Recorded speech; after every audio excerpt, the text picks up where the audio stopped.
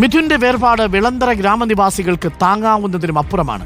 വീടിനുള്ളിൽ കരഞ്ഞു തളർന്ന മുത്തശ്ശി മണിയമ്മയെ എങ്ങനെ ആശ്വസിപ്പിക്കുമെന്നറിയാതെ ഉറ്റവർ വിഷമിച്ചു. എപ്പോഴും ചിരിക്കുന്ന മുഖവുമായി മാത്രമേ മിഥുനെ കണ്ടിട്ടുള്ളൂവെന്ന് നാട്ടുകാർ പറയുന്നു.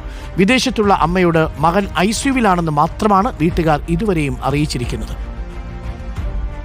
വിളന്തറ വലിയ പാടത്തെ മിഥുന്റെ വീടാണിത്. മുത്തശ്ശി മണിയമ്മയ്ക്ക് ഇനി കരയാൻ കണ്ണുനീരില്ല.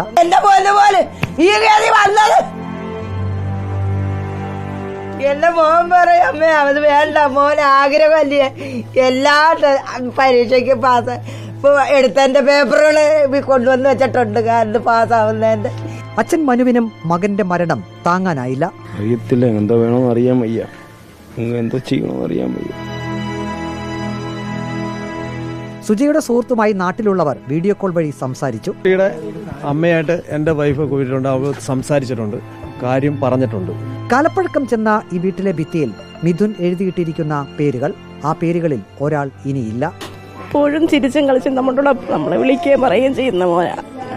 നല്ലൊരു കുഞ്ഞായിരുന്നു, നല്ല ചുണക്കൂട്ടനായിരുന്നു. റിപ്പോർട്ടർ കൊല്ലം.